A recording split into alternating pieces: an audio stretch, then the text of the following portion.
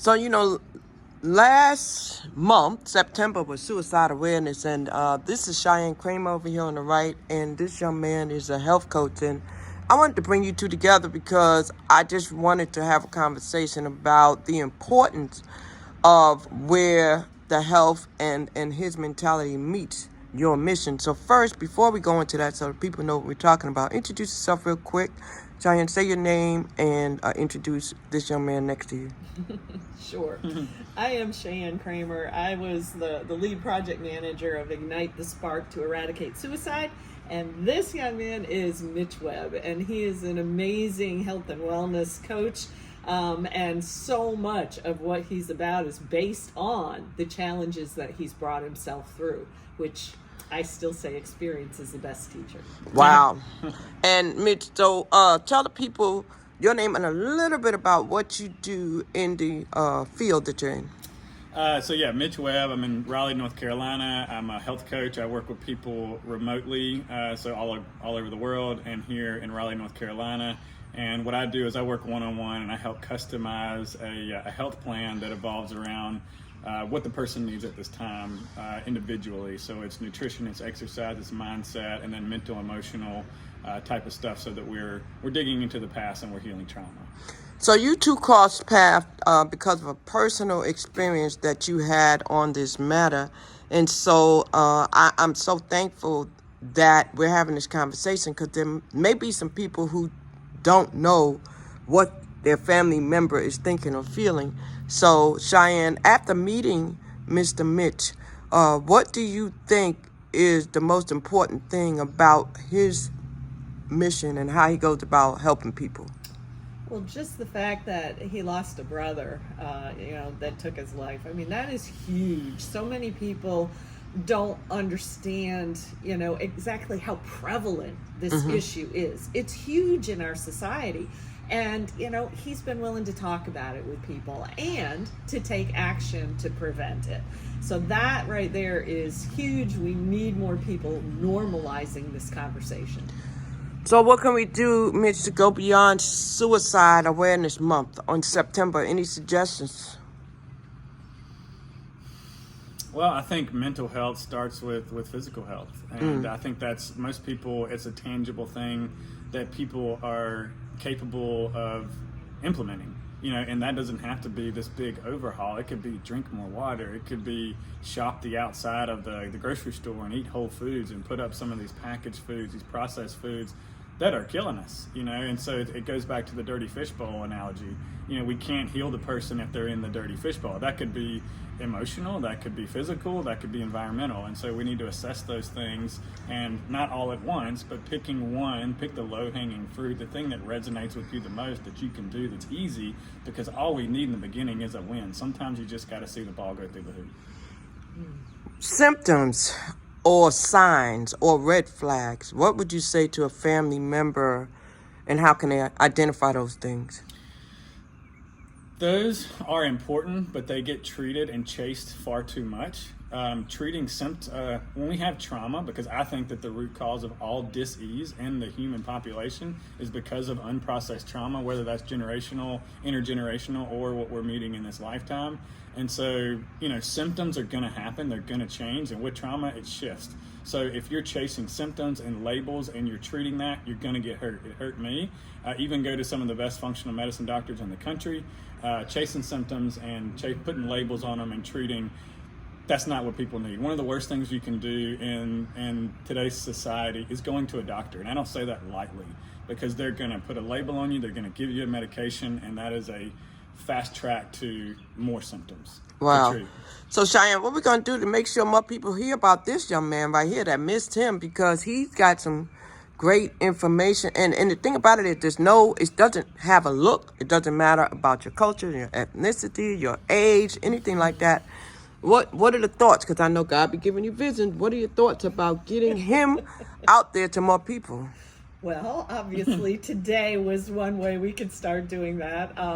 Very definitely, part of my intention is that I want to bring together our wellness people that we had as part of Ignite the Spark and start doing webinars, start inviting people to these webinars. I mean, we did build an email list of people who were interested in suicide prevention, and as he has said very accurately, a lot of what's going on is unprocessed trauma.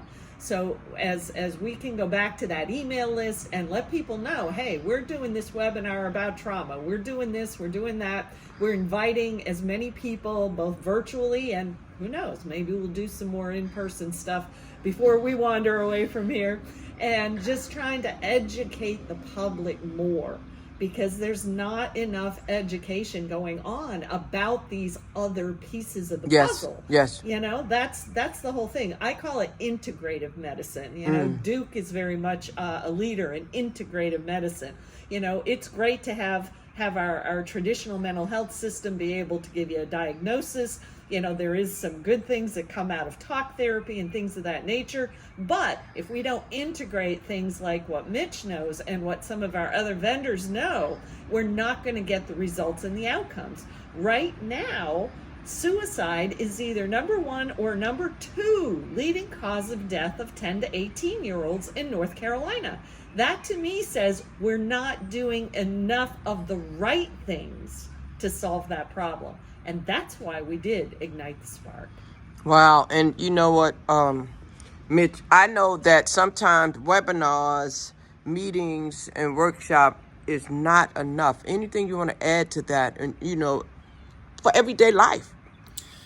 Well, what she said there, I want to drive home is education is key. Education is the difference between fear and faith. And when we know when we're aware of what is toxic, what is healthy, what kind of symptoms and signs that let us know that things are toxic, or maybe things we didn't get the things that we needed when we were growing up, we can normalize it. We can say, hey, that's normal. And when you hear that as someone who's experiencing trauma, that puts you at ease, and it lets you know that, hey, this is normal, I'm going to be okay, because if these people understand it, they can help me. This is a human thing. It is innate, and healing is inside of us, and we've just been conditioned not to access that. And so education is how we start to. Wow, education. So do we need to add this in our school systems? It needs to be taught. I don't understand why there's not a human manual that comes with every baby that says, like, hey, here's are the things that are healthy. You know, it's, you know, I don't have kids, and so this is kind of tough for me to say, but like, as parents, one of the greatest gifts you can give your children is doing your work. And maybe if you've already had children, there's an opportunity to always do it. So it's never too late.